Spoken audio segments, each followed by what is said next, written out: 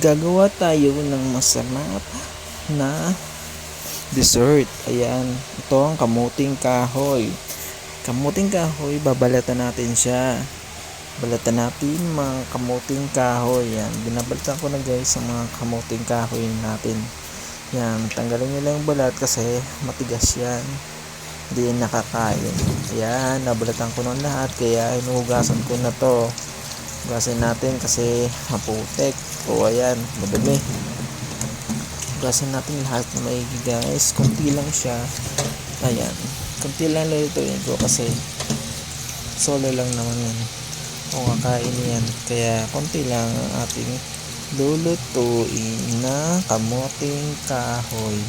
Ayan guys, tapos na ang ating hugasan, kaya ito gagawin ko naman na hihiwain ko to ng maliliit para mabilis siyang maluto. Hiwain natin siya ng yan, cubes lang natin siya. Yan, hiwain natin siya ng maliliit para madali siyang maluto. Tapos pag nilagyan natin siya ng sugar ay kumapit sa kanya ang sugar. Kaya ayan, maghihiwa lang tayo guys. Hiwain natin to lahat. Kaya ayan, hiwa-hiwa lang tayo. Alam nyo ba guys, ito pwede itong kahit walang rice, basta mayroong ganito, solve na kayo kasi matigas ang busog nito.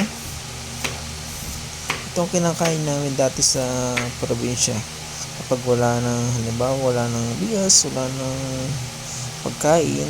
Pag may tanim ka lang nitong kamuting kahoy, solve na ang gutom mo. Kaya sa mga nagtatanim ng ito sa bukid, napakagaling nyo kasi kapag wala ng pagkain o wala na ibang mamrienda, pwede talaga ito ay masarap na. Masarap ang kamuting kahoy. Alam niyo ba guys, ang talbos ng kamuting kahoy ay niluluto din to at napasarap nitong gulay.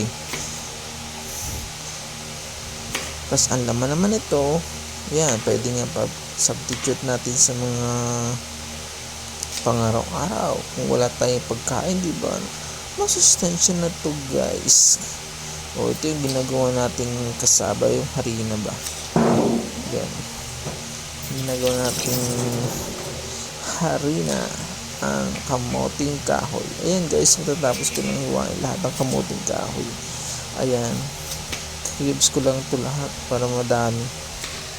Mas maliliit lang naman siya para mabilis siyang maluto. Napakasarap niyan guys.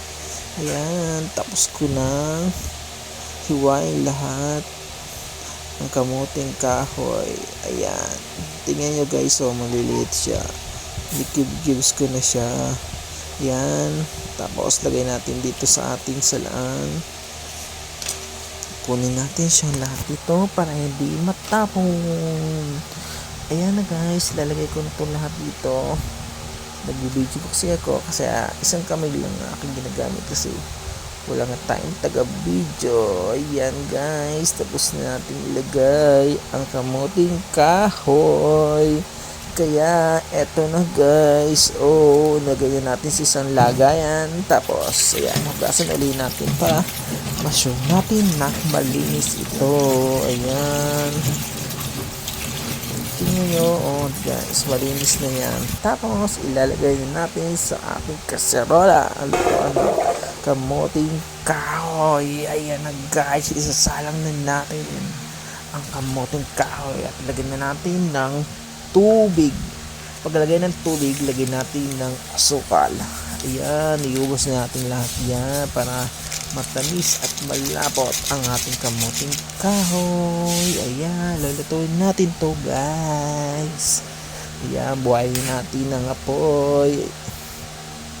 Ayan, pagkabuhay ng apoy, atin natin itong takluban para maluto na ang kamuting kahoy natin. Ayan, takluban na natin guys.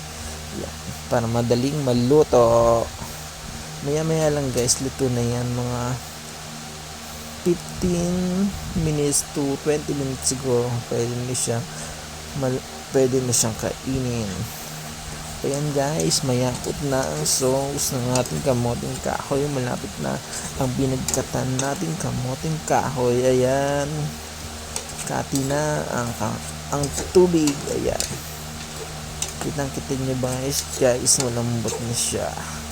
At pwede nating kainin at napakasarap nitong minatamis na kamuting kahoy. At ito na guys, titikman natin na ating nilutong kamuting kahoy. Tingnan guys, oh, ang ganda-ganda naman. O, tangkintab. Ayan, tikiman na. Tikman na nga natin ang kamuting kahoy.